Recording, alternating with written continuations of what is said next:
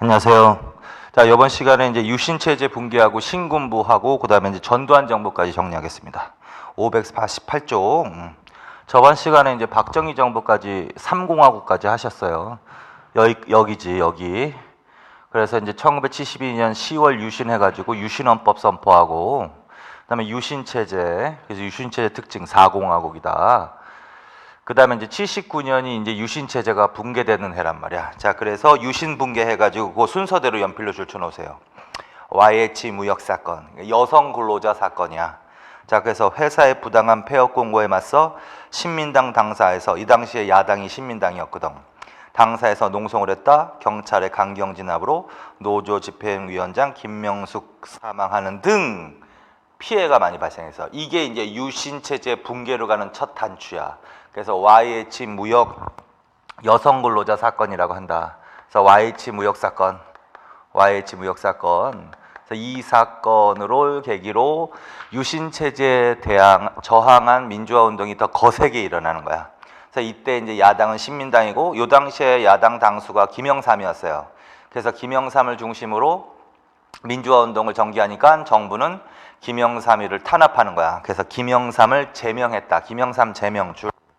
국회의원직을 제명시켜버린 거야. 그래서 김영삼 제명이라고 한다. 김영삼 제명. 그러자 더 심해지는 거야, 저항이. 자, 그래서 부산, 마산 등지에서 민주화 시위가 발생했다. 그걸 부마항쟁이라고 하는 거야. 그래서 부마항쟁. 부산, 마산에서 부마항쟁.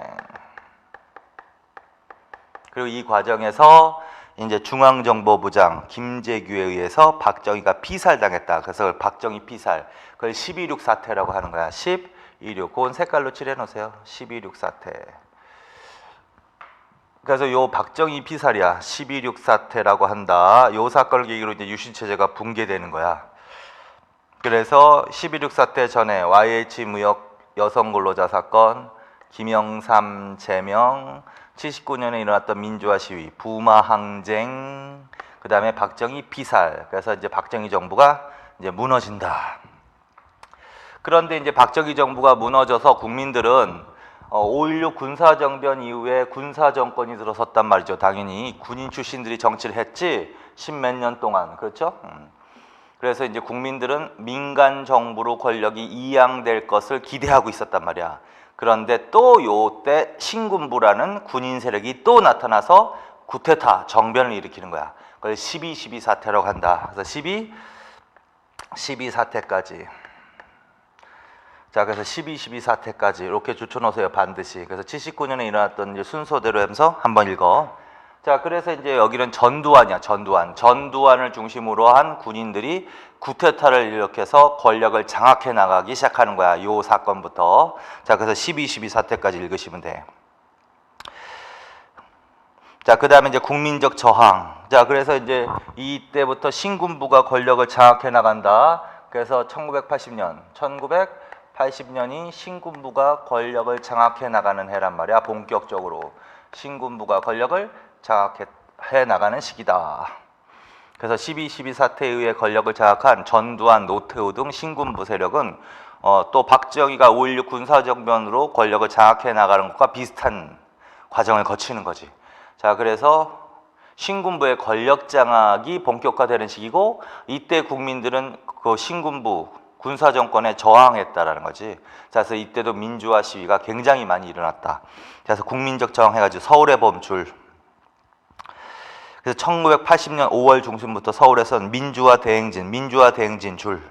민주화 대행진을 표방한 학생들의 대규모 시위가 발생했다. 계엄 해제 요구 줄.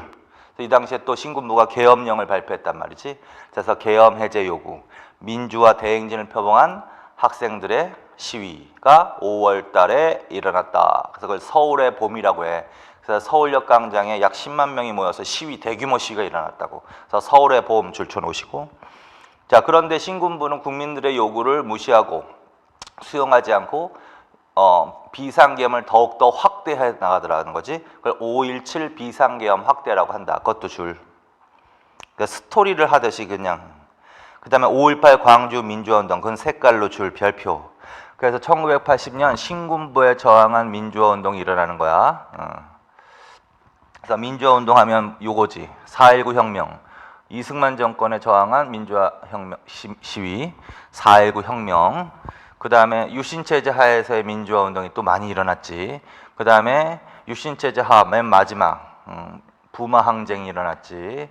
그 다음에 신군부에 저항한 민주화 운동은 뭐라고 한다? 5.18이라고 한다. 5.18 광주 민주화 운동. 그래서 이것도 하나 정리해 놓을 필요가 있습니다. 그래서 이것도 별표 쳐놓으세요. 5.18 광주 민주화 운동. 그리고 개요만 한번 읽어봐. 전남 광주에서 계엄군으로 투입된 공수부대와 공수부대 줄 쳐놓으세요. 공수부대.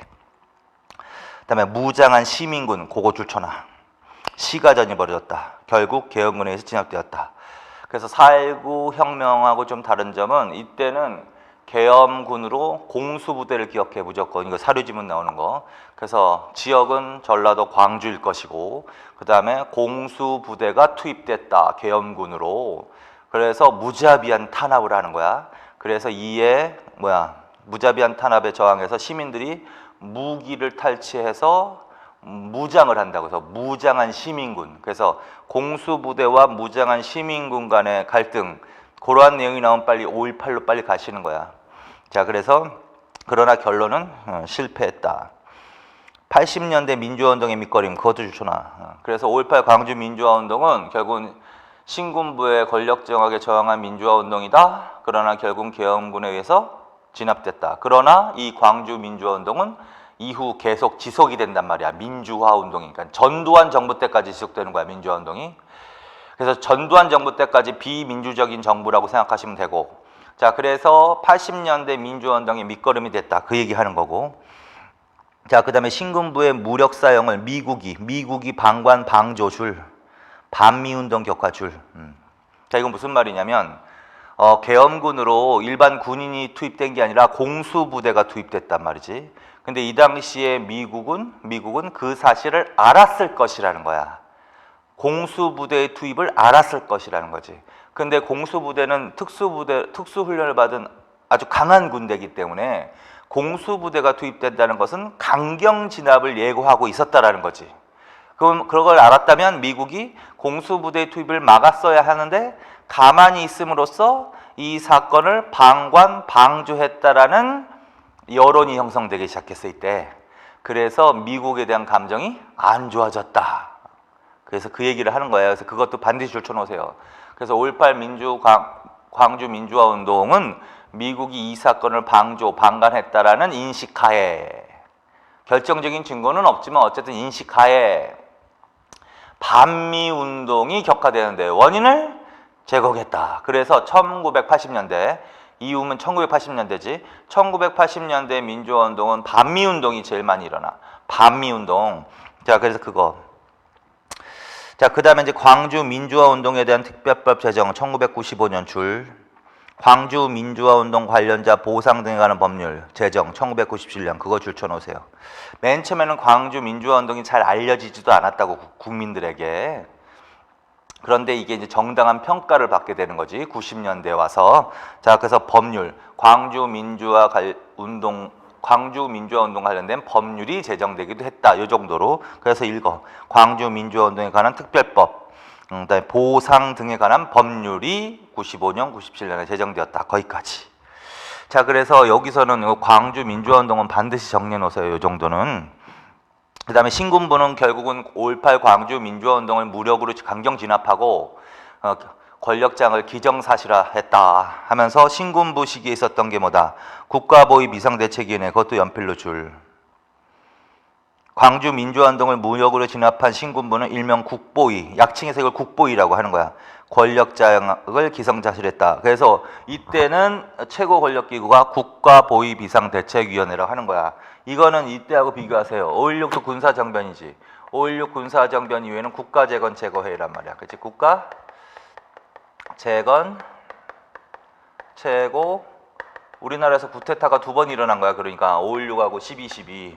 그래서 5.16 이후는 국가재건 최고회의가 최고기구고, 이때 이제 중앙정보부도 창설이 되고, 있죠? 그거 했었죠? 중앙정보부도 창설되고, 그 다음에 혁명공약이라는 걸 발표, 이거 사료지문 잘 나오는 거라고. 혁명공약. 공약이라는 것이 발표된 시기는 5.16 군사정변 이후야. 그 다음에 12.12 사태 이후에는 국가보위 비상대책위원회가 최고 권력기구가 되는 거야. 그래서 국가재건 최고회의하고 비교하시고. 자, 그 다음에 김대중 내라는 멋제, 그거 줄. 김대중 등 내라는 멋제. 김대중을 비롯한 민주화운동가 20여 명을 내라는 멋제로 군사재판에 회부했어. 그래서 김대중을 사형을 선고했다. 군사재판에서. 물론 집행은 안 됩니다. 자, 그래서 신군부는 민주화운동을 탄압하기 위해서 또 이런 일을 했다는 거지. 김대중 등 내란 음모죄. 그 다음에 삼청교육대 운영, 그것도 줄. 삼청교육대. 그리고 본문 삼청교육대 줄. 언론 통제를 위해서 언론 통폐합 조치도 줄. 공직자 숙청, 민주화 활동을 한 대학 교수와 기자 대량 해직 줄. 그래서 4개 정도 기억해놔. 이건 누가 한 일이다? 신군부가 한 일이다. 물론 5.18 광주 민주화운동, 그게 이제 제일 중요한 거고, 이런 것들을 탄압하기 위해서 신군부가 한 일이 뭐다? 김대중 등 내란 음모죄, 그 다음에 삼청교육대 운영, 언론 통폐합 조치, 그 다음에 공직자, 그 다음에 대학 교수, 기자들을 대량 해직했다. 그 사람들은 주로 이제 신군부에 저항하는 사람들이겠죠. 자, 그래서 그것도. 자, 이건 어느 때 일어났다고? 신군부가 일으킨 거야. 네, 거기까지. 그리고서 이제 80년에 8차 기원을 한다. 그래서 8차 기원 줄쳐놓으세요. 8차 기원. 그래서 80년에 결국 뭐 한다? 8차 기원을 한다. 이게 바로 전두환 정부 수립하는 개헌이야. 그래서 8차 개헌을 한다. 근데 이거는 유신헌법과 별반 차이가 없는 헌법이야. 그래서 일부 유신헌법을 일부 수정한 헌법에 불과했다. 이런 얘기가 나온 거지. 그리고 대통령 선거인단에서 대통령을 선출하게 있다. 그래서 대통령 선거인단 그거 반드시 줄쳐놓으세요. 그래서 8차 기원에서는 대통령을 어디서 선출한다? 대통령 선거인단이라는 곳에서 선출한다. 간선되다 여전히. 유신헌법에서는 유신체제 하에서는 어디서 선출했지? 통일주체국민회의. 그거하고 비교하세요. 통일주체국민회의라는 곳에서 선출해서 대통령을. 그런데 신군부 80년 8차 기원, 이건 전두환 정부로 가는 거야. 이게 전두환 정부 수립하는 거니까. 전두환 정부 때는 어디서 선출한다? 대통령 선거인단. 그거. 자, 그 다음에 대통령 임기는 7년 단임. 그거 줄쳐놓으세요. 7년 단임. 대통령의 임기는 몇 년 단임이다? 7년 단임이다. 그래서 단임이 또 붙어. 그리고 가장 임기가 길어. 7년. 7년은 반드시 외우세요. 유신체제 하에서의 대통령 임기는 몇 년이야? 6년이지. 그냥 6년이야. 그리고 단임자를 붙이면 안 돼. 왜? 왜냐면 이때는 중임 제한 조항을 아예 삭제해버렸기 때문에. 자, 그래서 이렇게 비교하세요. 유신체제는 통일주체 국민회의라는 곳에서 대통령을 선출하는 방식이고 대통령 임기는 6년. 그 다음에 전두환 정부, 8차 기원은 전두환 정부와 관련이 있으니까 8차 기원으로 전두환 정부는 대통령 선거인단에서 선출했다. 7년 단임이다. 그래서 6년하고 7년은 반드시 외워. 6년 하면 무조건 유신체제로 가는 거야. 그 다음에 대통령의 임기가 7년 단임 하면은 뭐 전두환 정부로 가는 거야. 거기까지. 그 다음에 이제 전두환이 12대 대통령으로 선출되는 거지. 그래서 이제 이 헌법에 의해서 이제 뭐가 출범한다? 전두환 정부가 출범한다. 몇 년부터 몇 년까지? 1981년부터. 이제 다음 페이지로 갑시다. 549쪽으로. 전두환 정부의 수립이야. 그래서 이제 여기부터 이제 각 정부별로 또 이제 정리하는 건데 앞에 했던 것보다 내용이 좀 적어. 그래서 정리를 좀 하시면 되는데 81년부터 87년까지 그거 반드시 줄쳐놓으세요. 81년부터 87년까지 1981년부터 1987년까지 요게 바로 무슨 정부다? 전두환 정부다. 가장 길다. 우리나라 정부 우리나라 사상 가장 대통령 임기가 긴 기간이야. 7년. 무조건 외우시라고 그랬지? 7년. 그래서 요 기간이 이제 전두환 정부 때 하는 거야. 지금부터. 거기 제야 학생운동 거기. 자, 탄압회유. 그래서 탄압회유. 그거 줄쳐내세요. 그래서 전두환 정부도 결국은 뭐야? 민주화 운동을 탄압하고 많은 사람을 살상하고 수립된 정부란 말이야. 그래서 정권의 도덕적 취약성이 있다. 그리고 신군부 때부터 민주화 운동에 대해서 탄압을 일삼아왔다. 근데 이제 전두환 정부 수립하면서는 탄압도 하지만 동시에 뭐 회유 정책도 한다. 그래서 탄압과 회유를 동시에 한다. 그런 식으로 이해해. 그래서 제야 학생 운동은 그냥 민주화 운동이라고 생각하시면 되고, 민주화 운동에 대해서 무엇과 무엇을 동시에 했다? 탄압과 회유. 그렇게 옆을 가볍게 줄쳐놓으시고, 구체적인 건 한번 읽으세요. 대학 캠퍼스 안에 정사복 경찰을 투입하던 시기다. 언론 통폐합을 통해 언론 통제를 강화하는 정부다. 반정부 성향의 기자를 대거 해직하는 정부다. 비민주적인 정치를 하더라는 거야. 전두환 정부까지. 그 다음에 회유 정책으로는 정치 규제를 단계적으로 해제시킨다. 학생과 교수 복교 및 복직을 주저한다. 학도 호국단 폐지. 그런 거 줄쳐놓으세요. 학도 호국단 폐지. 학생의 날과 학생 자치기구 부활. 그거 줄쳐놓으세요. 그 다음에 밑에 세 개 다 줄쳐놓으세요. 해외여행 자유와 야간 통행금지 해제, 그 다음에 중고등학생 교복 자율화 조치. 그렇게 줄쳐놓으세요. 그 다음에 빈 공간에다가 하나만 더 써놓으세요. 86. 1986년 86이면 전두환 정부 안에 들어가는 거지. 우리나라에서 아시안 게임이 처음 열리는 정부야. 아시안 게임. 그래서 86 아시안 게임.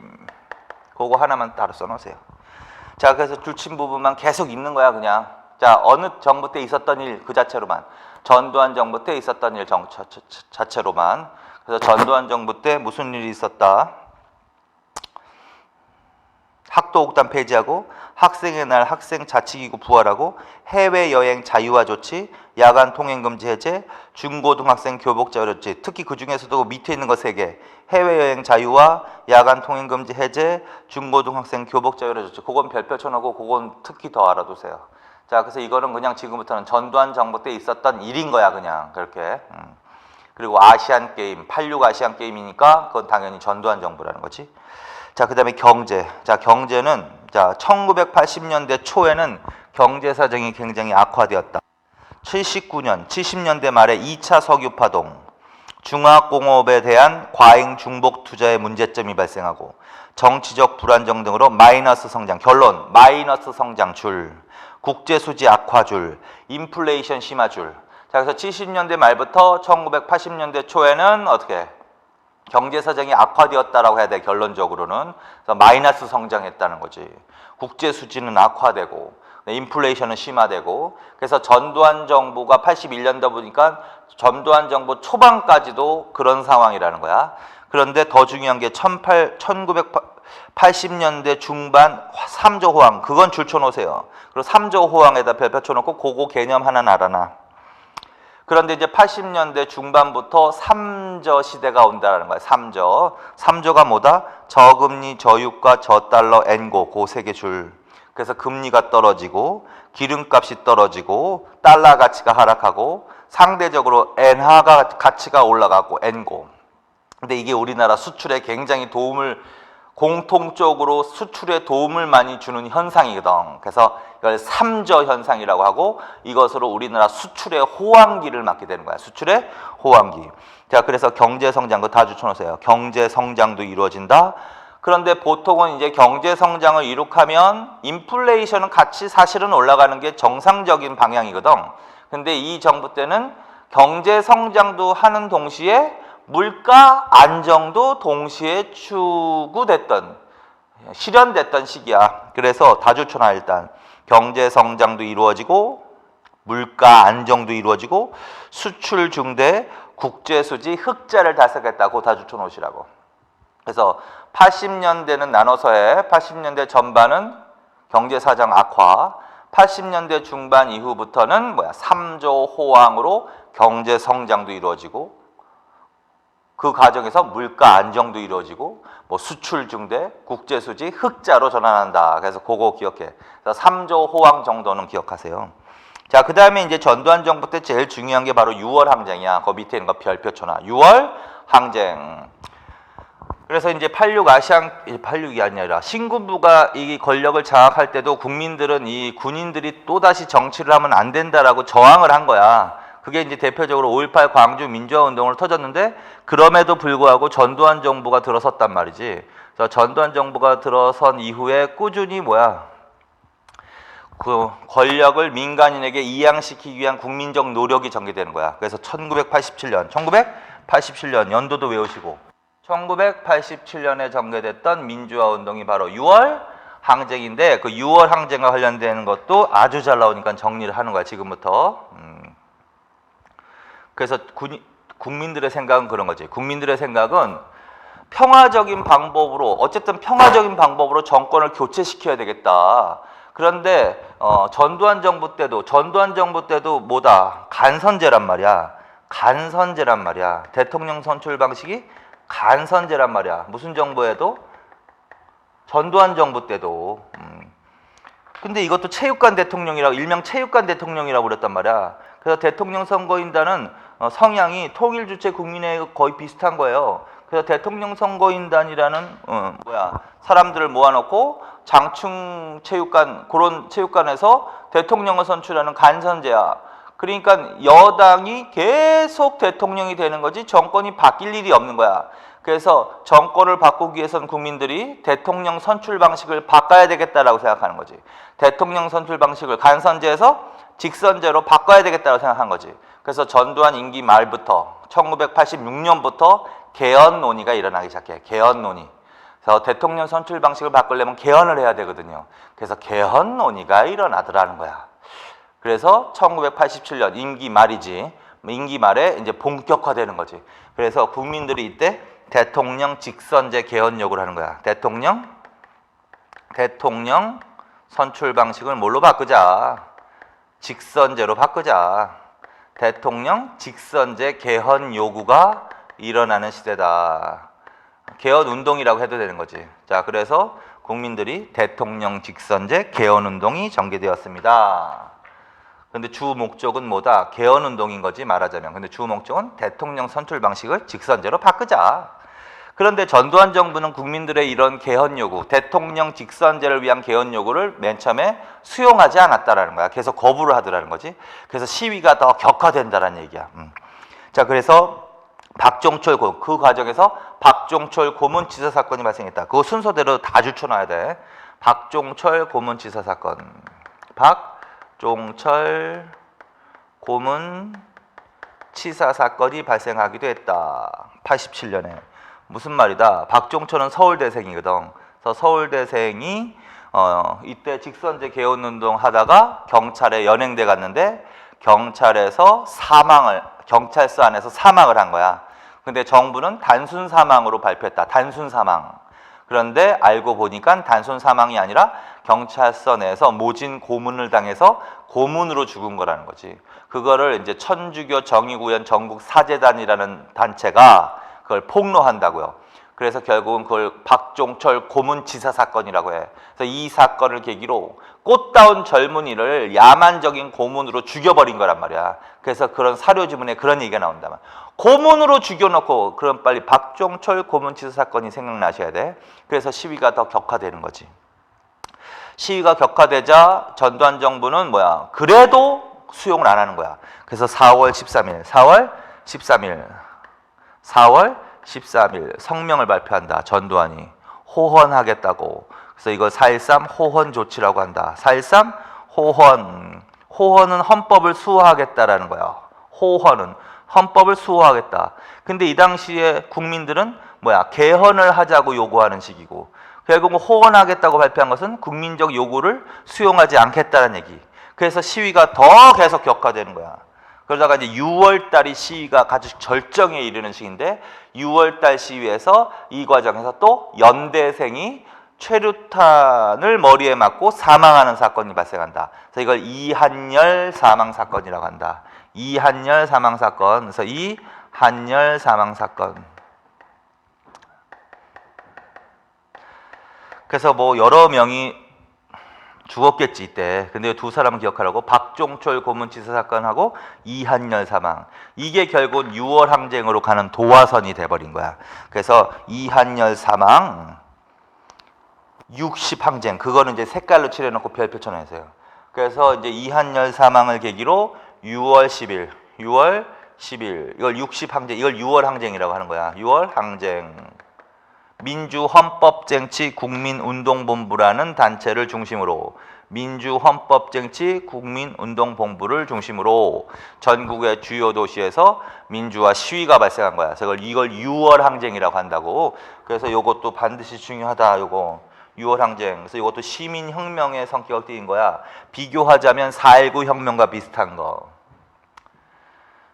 유신체제 하에서 일어났던 민주화운동, 그 다음에 부마항쟁, 5.18 이것과 성격이 같은 거란 말이야. 그래서 이걸 6월 항쟁, 60 항쟁 내지는 6월 항쟁이라고 한다. 그래서 이건 별표 쳐놓으시고 그래서 6월 항쟁이 나오기까지의 전개 과정이란 말이야. 그래서 전개 과정별로 알아두세요. 민주헌법쟁취 국민운동본부 그것도 줄 쳐놓으시고 그래서 시위가 굉장히 격화된 거지. 그러자 정부가 이제 국민의 요구를 수용하겠다라고 발표하는 거야. 그게 이제 이걸 6.29 선언이라고 하는 거야. 6.29 선언. 6월 29일 날 6.29 선언이다.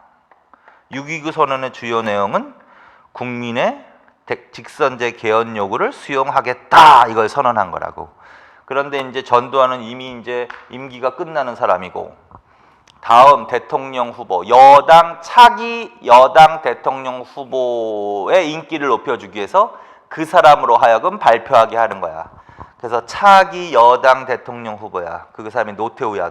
노태우로 하여금 발표하게 한다. 그래서 노태우가 6.29 선언이라는 거 한다.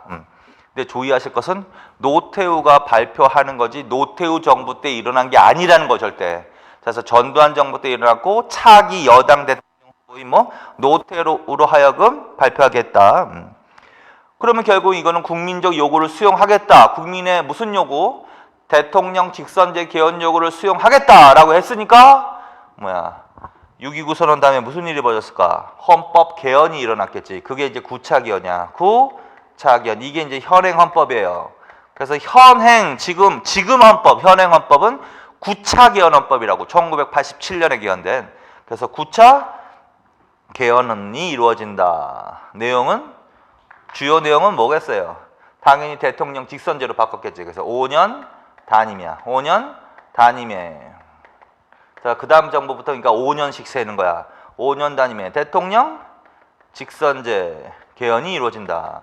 5년 단임에 대통령 직선제 개헌이 이루어진다. 이게 바로 현행 9차 개헌 헌법. 이거는 무엇의 결과물이다? 6월 항쟁의 결과물이다. 6월 항쟁. 그래서 이 부분 잘 나오니까 이 부분까지 이제 정리해 놓는 거야. 그래서 현대 사회에서 나머지 이제 노태우 정부 때부터 노무현 정부 때까지는 무슨 일이 있었다냐 그거 자체만 알아두면 되는데 민주화 운동과 관련해서 여기까지 좀 정리해 놓을 필요가 있다. 그래서 전두환 정부 때는 이 부분이 제일 잘 나오는 부분이다. 자, 그래서 거기까지 해놓고 위에 사료 지문도 한번 읽어봅시다. 호언 반대 민주헌법쟁취 헌법쟁취운동본부, 민주헌법쟁취운동본부, 호헌 반대 이런 단어만 딱 튀어나와도 글을 읽지 말고 호헌 반대 그걸 기억하란 말이야. 글을 안 읽어도 호헌 반대 운동이다. 그러면 이거밖에 없단 말이야. 민주헌법쟁취 국민운동본부를 중심으로 거기 그냥 그것만 읽어도 아 이거구나라고 알아두셔야 돼. 근데 그게 만약에 없다? 그러면 이제 내용을 읽어봐야지. 읽어보면 오늘 우리는 전 세계 이목이 우리를 주시하는 가운데 40년 독재 정치를 청산하고 희망찬 민주 국가를 건설하기 위한 거벌을 전 국민과 함께 내딛는다. 국가의 미래여 소망인 꽃다운 젊은이를 야만적인 고문으로 죽여놓고 고만 읽어야 된단 말이야. 고문으로 죽여놓고 그럼 빨리 알아두셔야 돼. 아 이거 박종철 고문치사 사건이구나. 그래서 그거 힌트 하나. 그러나 더 결정적인 힌트가 나왔지. 밑에 국민적 여망인 개헌을 일방적으로 파기한 4.13 호언조치 철회를 위한 민주장정을 시작한다. 4.13 호언조치 철회, 호헌 반대운동이지 이게. 그래서 그 두 개가 결정적이지. 고문으로 죽여놓고 4.13 호헌 반대. 그러면 아 요거 6월 항쟁과 관련되어 있는 사료지문이구나. 그러면 이제 전두환 정부를 물어보는 거고 이거를 물어보는 거야 주로. 자, 그 다음에 이제 6.29 선언이야. 오른쪽에 있는 건 6.29 선언이라고요. 자, 그래서 거기 여야 합의하에 조속히 대통령 직선제 개헌을 하고 새 헌법에 의해 대통령 선거로 거기까지만 읽어도 그만 읽어야 된단 말이야. 만약에 그걸 사료지문 하면 88년 연도 같은 건 다 지워버리고 낸단 말이야. 뭐 한다고 그랬어 지금? 여야 합의하에 조속히 대통령 직선제 개헌을 하고 직선제 개헌을 하겠습니다라는 얘기잖아 지금. 이거 정부가 발표한 거란 말이야. 요구한 게 아니라 정부가 발표한 거야. 둘째, 직선제 개헌, 그만 읽어야 된단 말이야.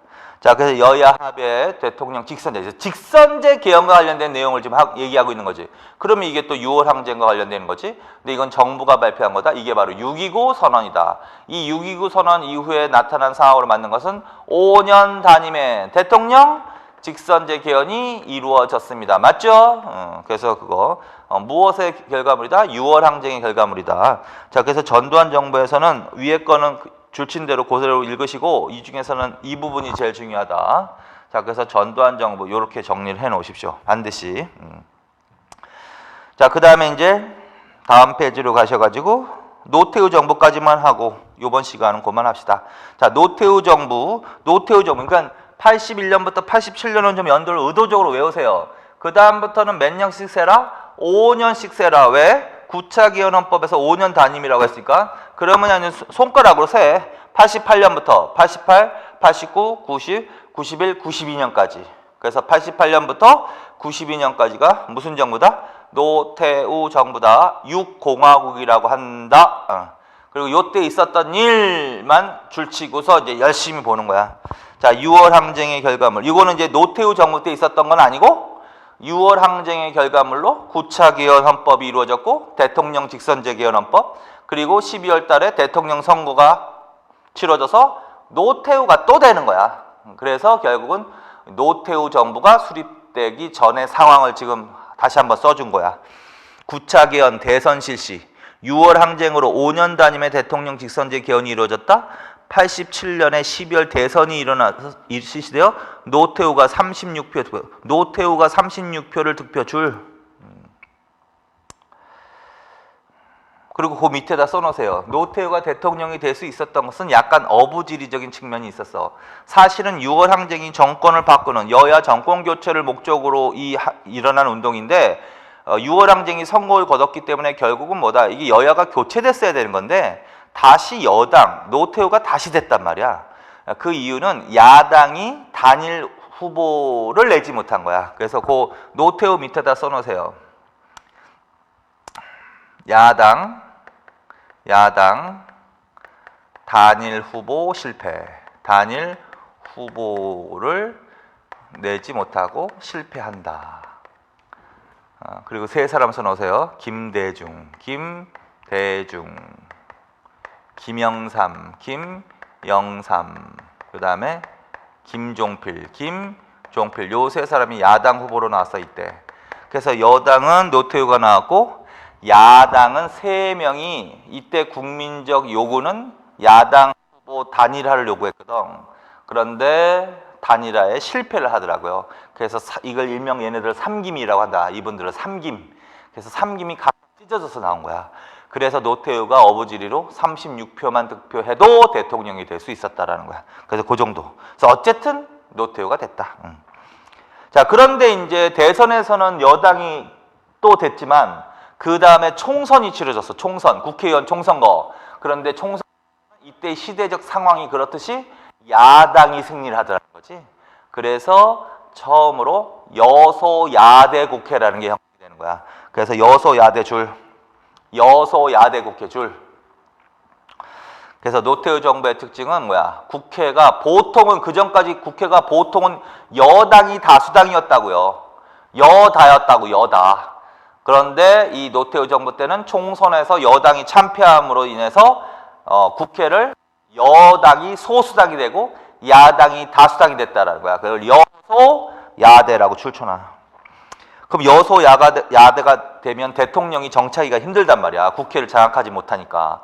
그래서 노태우가 야당 2사람을 끌어모아가지고 3명이서 합당을 한다고. 그걸 3당 합당이라고 해서 3당 합당 줄.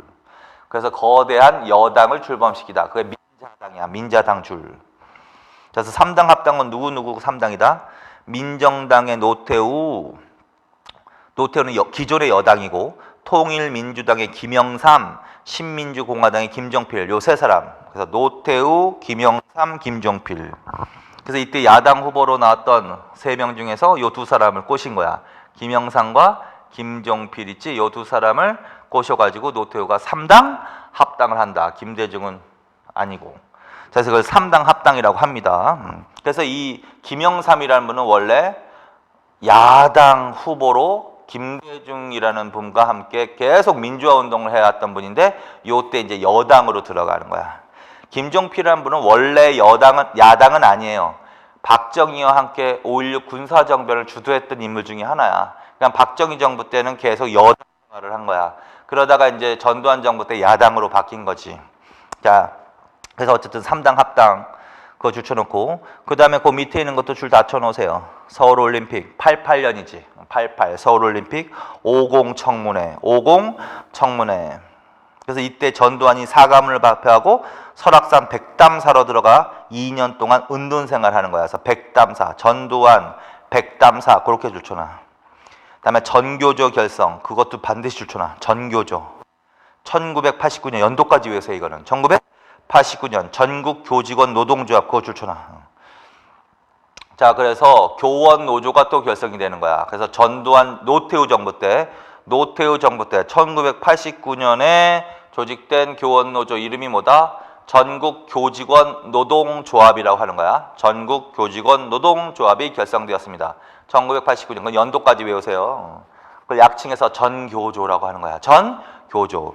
그런데 이제 우리나라는 교원들은 정부의 입장은 교원들은 노동조합을 결성해서 노동 단체 행동을 할 수 없다라는 게 기본 입장이거든. 그래서 교원노조, 전교조를 불법단체라고 규정을 했다고. 그래서 이때는 합법단체가 아니라 이때는 불법단체라고 해야 돼. 그래서 불법단체 거기까지. 그 다음에 지방자치제 부분부활 줄쳐놔. 지방자치제 부분부활, 지방의회 의원선거 줄. 5.16 군사정변 이후 중단 그것도 줄. 그래서 원래 지방자치제는 이승만 정부 때부터 부분적으로 실시됐던 거야. 그러다가 장면 정부 때 전면 확대된다. 그러나 제대로 시행은 못한다. 얼마 안 있어 5.16 군사정변이 일어난 다음에 중단. 5.16 군사정변 이후 중단. 그거 줄쳐놓으세요. 그러다가 이제 5.16 군사정변 이후 중단되었던 지방자치제도가 어느 때 다시 부활한다? 노태우 때. 근데 부분적으로 부활한다. 그래서 무슨 선거만 있다? 지방의회 선거. 여기까지. 자, 그래서 계속 크게 해. 노태우 정부 때 있었던 거. 여소야대 국회, 3당 합당, 서울올림픽, 50 청문회. 당연히 50 청문회는 60이니까 50 청문회는 당연한 거고. 전교조 결성, 지방자치제 부분 부활. 그렇게 계속 하는 거야. 그래서 이때부터는 지금 설명이 거의 끝났단 말이야. 그래서 정말 노태우, 김영삼, 김대중 때는 그 정부 때 무슨 일이 있었나 그것만 계속 줄쳐놓고 보는 거야. 자, 그래서 그거 해놓고 그 다음에 통일 외교정책은 별표 쳐놔. 통일 외교정책 별표 쳐놓으세요. 별표. 노태우 정부 때 또 제일 잘 나오는 통일 외교정책. 이거 다 중요한 거야. 자, 그래서 줄 쳐놔. 북방 외교정책. 자, 노태우 정부는 통일 외교정책을 내서 무슨 정책을 했다? 외교는 북방 외교 줄 쳐놔. 그리고 내용 읽어. 헝가리를 시작으로 동유럽 공산국가, 소련, 중국과 수교가 이루어짐. 그래서 그전에는 공산권 국가하고 우리나라가 수교가 국교가 맺어지지 않았던 상태였다. 그런데 노태우 정부 때부터 누구와 국교를 수립하는 공산권 국가와 국교를 수립하는 정책, 그걸 북방 외교라고 한다. 그래서 헝가리가 최초야. 그래서 헝가리 줄. 그래서 헝가리를 시작으로 동유럽 공산주의 국가들과 지금은 이제 다 붕괴돼서 동유럽이니 서유럽이니 이때는 서유럽은 민주주의 자본주의 국가, 동유럽은 공산주의 국가였거든요. 근데 지금은 다 공산주의 정부가 체제가 무너져가지고 지금은 다 자본주의화 됐지. 그러나 옛날에는 동유럽은 공산주의 국가였거든. 그래서 동유럽 공산주의 국가와 수교. 최초는 헝가리니까 헝가리 줄. 그 다음에 소련. 그 다음에 중국. 그래서 맨 마지막으로 수교를 맺은 나라가 중국이야. 그래서 헝가리, 소련, 중국과 수교하는 정책. 이걸 뭐라 그런다? 북방 외교라고 한다. 아주 잘 나옵니다. 자, 그 다음에 77선언. 이건 이제 지금부터 남북관계 하는 거야. 77선언 줄 88년. 줄 쳐놓으세요, 일단. 이거 통일관계 할 때 한 번 더 볼 거야. 이건 항상 세트로 다녀. 77선언. 다른 말로는 뭐라고 부르냐면 민족자정과 통일번영을 위한 특별선언. 그거 줄. 그다음에 교류줄. 그러니까 77선언, 민족자정과 통일번영을 위한 특별선언이라고도 한다. 교류를 제안했다. 그렇게만 77선언으로 나올 수도 있고 민족자정과 통일번영을 위한 선언이라고 나올 수도 있어. 그다음에 89년 한민족 공동체 통일방안, 그거 줄. 이거는 이제 노태우 정부의 통일방안이야. 노태우 정부의 통일방안은 한민족 공동체 통일방안이라고 한다. 89년. 여기서 이제 이 노태우 정부가 제시한 통일 원칙이 있다. 뭐다? 자주적, 평화적, 민주적 줄. 그 다음에 통일을 지향하는 과정에서 중간 단계로 무엇을 제시했다? 남북연합, 이국가 이체제 줄. 자, 그래서 두 개 기억하세요. 노태우 정부의 통일방안은 뭐다? 한민족 공동체 통일방안이라고 한다. 89년에. 통일 원칙은 자주, 평화, 민주적 통일 원칙. 통일로 가는 중간 단계에서 무엇을 제시했다? 남북연합. 남북연합은 어떠한 방식이다? 한반도 안에 두 개의 체제, 두 개의 국가. 자, 그다음에 남북 고위급 회담 줄. 자, 90년부터 남북 고위급 회담이 시작이 된다. 총리급 단장 줄. 그래서 총리급을 단장으로 해서 남북 고위급 회담이 서울과 평양을 왔다 갔다 하면서 시작이 됐다. 그래서 남북 고위급 회담 줄 90년. 그 과정에서 남북한 유엔 동시가입 줄 쳐놓고 그건 특히 더 별표. 남과 북이 유엔에 동시에 가입했다. 남과 북이 유엔에 동시에 가입한 정부가 어느 정부 때다? 노태우 정부 때다. 그 다음에 남북기본합의서 그거 줄 쳐놓고 그것도 별표. 5차 고위급 회담에서 공식 합의 줄. 고위급 회담 줄.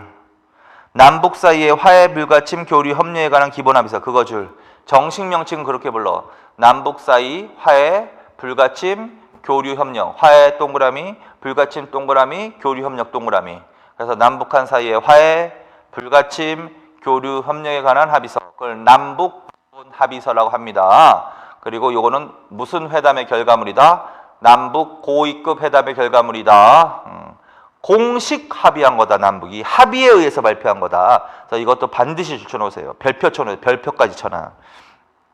그 다음에 91년 말에 한반도 비핵화 선언. 한반도 비핵화 선언. 그래서 지금 북방 외교 정책은 그냥 연도가 아니라 노태우 정부 때 실시했던 외교 정책은 북방 외교다. 그거 하나 알아두고 88년부터 91년은 92년까지 나올 수도 있어. 어쨌든 77 선언부터 해가지고 순서대로 계속 읽어볼 때 그래서 이 자체가 다 별표란 말이야. 그래서 노태우 정부 때 북방 외교와 남북 관계 요 부분이 아주 잘 나옵니다. 이거 근데 한 번 더 볼 거야. 그래서 계속 세트로 다니세요. 북방 외교 다시 북방 외교는 그냥 순서와 상관없이 북방 외교를 했다는 거고 77 선언부터 반드시 기억하. 88년 77 선언 민족 자정과 통일 번영을 위한 선언까지 89년에 한민족 공동체 통일 방안 90년에 남북 고위급 회담 그 과정에서 91년에 뭐야 남북한 유엔 동시 가입 그 다음에 남북 고위급 회담의 결과물로 91년에 남북 기본 합의서 정식 명칭은 화해 불가침 교류 협력에 관한 기본 합의서 마지막으로 한반도 비핵화 선언. 그래서 그건 세트로 항상 같이 다녀. 분리시키지 말고. 자, 정부는 어느 정부로 간다? 노태우. 순서를 물어보면 읽은 순서대로 답을 하시면 돼. 읽은 순서대로. 근데 그 중에서도 조금 더 잘 나온다. 좀 더 잘 나온다 하면 두 개를 더 기억해. 남북한 유엔 동시 가입. 그 다음에 남북 기본 합의서. 이 두 개가 제일 잘 나오는 거야. 그 다음에 맨 위에 있는 거. 북방 외교. 세 개는 아주 잘 나오는 겁니다. 그래서 그건 반드시 정리. 자, 그래서 노태우 정부는 이런 식으로 정리해 놓으십시오. 그 다음에 거기 위에 보시면 노태우 정부가 북방 외교를 하는 배경이 나와. 거기 그 냉전체제 종식이라고 한 걸 줄쳐놔. 그래서 80년대 말에서 90년대 초가 냉전체제가 종식되는 거야. 2차 세계대전 이후에 공산진영과 자유진영이 양체제가 극한 대립을 했단 말이야. 그걸 냉전체제라고 했다. 냉전체제. 냉전체제. 그 위에 빈 공간에다 쓰세요. 위에다가 빈 공간에다 써. 트루먼 독트린하고 1947년 하나 써. 1947년. 트루먼 이거 다 공부하신 건데 다시 확인하는 거야. 트루먼 독트린하고 마샬 플랜이 발표되던 해야. 트루먼 독트린하고 마샬 플랜이 발표돼요. 1947년 이렇게 쓰시고, 이거는 이제 무슨 체제를 이야기하고 있는 거다? 냉전 체제를 이야기하고 있는 거야. 그래서 미국이 적극적으로 개입해서 공산화를 막겠다 이런 얘기를 했잖아요. 자, 그래서 극한 대립으로 가는 거야. 그래서 냉전 체제 시대다. 이게 이제 한반도에도 영향을 미친 거지, 그렇지? 그래서 생각해 보면 1947년에 이 냉전 체제 성립으로 이거 발표한 이후에 이거의 영향으로 미군적인 자원합작 운동도 지원을 처리하고, 그래서 결국 그 운동이 실패하는 거고. 자, 그 다음에 미소공동위원회도 결국은 또 2차 미소공동위원회도 결국은 결렬되는 거고, 한국 문제를 유엔에 옮겨가는 거지. 이게 냉전체제 영향이야. 그리고 이제 정부 수립 위에도 계속 냉전체제의 영향을 받아. 그러다가 이렇게 쓰세요. 화살표 이렇게 긋고 1969년이라고 하나 딱 써놓고, 이때 이제 닉슨 독트린이라는 게 발표된다. 닉슨 독트린. 이거는 이제 미국이 좀 정책을 변화하는 거야. 그전에는 극한 대립 구도로 가다가 극한 대립만 해서는 안 되겠다. 그래서 조금 화해하는 정책을 해야겠다. 그전에는 무조건 우선적으로 개입해서 공산주의 확산을 막겠다고 했다면, 지금부터는 될 수 있으면 스스로 그 나라들의 스스로에 일단 맡기자. 좀 화해를 하자. 그래서 이걸 닉슨 독트린, 그래서 이걸 대탕트 정책이라고 한다 그랬지. 대탕트 화해 정책이라고 한다고. 화해. 그래서 냉전 체제가 종식된 건 아니지만 60년대 말에 미국이 대탕트 화해 정책을 한다고. 그래서 닉슨 독트린이야. 이게 이제 우리나라에도 영향을 미쳐서 이게 유신 체제의 배경도 되는 거야. 유신 체제, 72년 유신 체제 성립의 배경도 되는 거고.